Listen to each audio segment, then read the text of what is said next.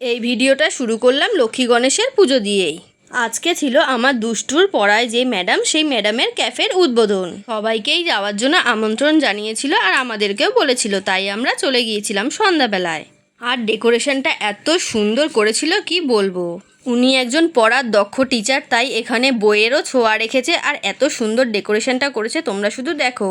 আর এই ক্যাফেটার নাম ছিল পান্থশালা, তোমরা অবশ্যই এখানে এসো। আর এটা হলো কাঁচরাপাড়া জোনপুর মোড়ের ঠিক পাশেই। তোমরা অবশ্যই এসো, তাহলে ওনাদের ভালো লাগবে আর আমাদেরও ভালো লাগবে। তো আজকের মেনু কার্ডটা দেখো, মেনু কার্ডটা খুবই সুন্দর, ন্যাচারাল খাবার দাবার পাওয়া যায় এখানে। মেনুতে যা যা রেখেছিল মোটামুটি চায়ের সাথে সব কিছুই খুবই ভালো কম্বিনেশান। শুধু তোমাদেরকে তো বললেই হবে না, আর আমাদেরও তো একটু খাবার দাবারগুলো ট্রাই করতে হবে। তো নিয়ে নিয়েছিলাম এখানে একটা চিনি ছাড়া চা। চাটা কিন্তু খেতে খুবই টেস্টি হয়েছিল, খুবই স্বাদ হয়েছিল। চাটা একদম পুরো গাঢ় দুধ দিয়ে চাটা বানিয়েছিল।